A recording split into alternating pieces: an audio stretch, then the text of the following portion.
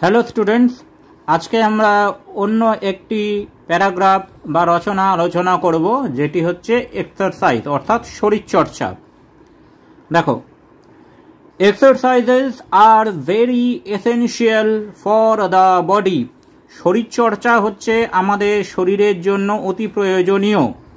The people like farmers, labourers, Coolidge and others, those who are always busy with physical labor, need not have extra exercise for their body. যে সমস্ত শ্রমজীবী মানুষেরা, যেমন চাষি, শ্রমিক, কুলি এবং অন্যান্য যারা দৈহিক শ্রমের কাজে যুক্ত থাকেন, তাদের আলাদা করে শরীরচর্চা করার দরকার পড়ে না। But physical exercises are quite useful for those people who strain their brains and intellectual faculties, like clerks, teachers, politicians. কিন্তু যে সমস্ত মানুষেরা মস্তিষ্কের কার্যকারিতা বা জীবিকা নির্বাহ করে থাকেন, তাদের জন্য শরীরচর্চা খুবই গুরুত্বপূর্ণ, যেমন বিভিন্ন করণিক, শিক্ষক, শিক্ষিকা, রাজনীতিবিদ ইত্যাদি মানুষদের জন্য। Physical exercises have their various forms. শরীরচর্চা বিভিন্ন রকমের হতে পারে।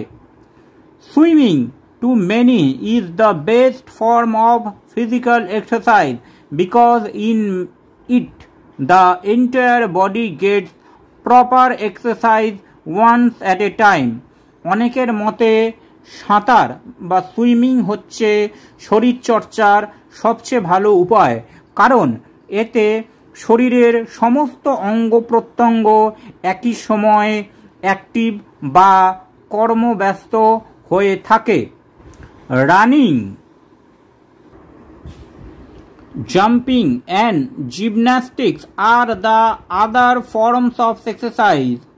দৌড়ানো, লাফানো এবং বিভিন্ন খেলা দেখানো এইগুলিও শরীরচর্চার মধ্যে পড়ে।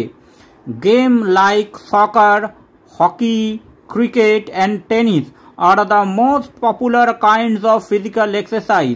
বিভিন্ন ধরনের খেলা যেমন ফুটবল, হকি, ক্রিকেট, টেনিস এগুলো শরীরচর্চার অঙ্গ।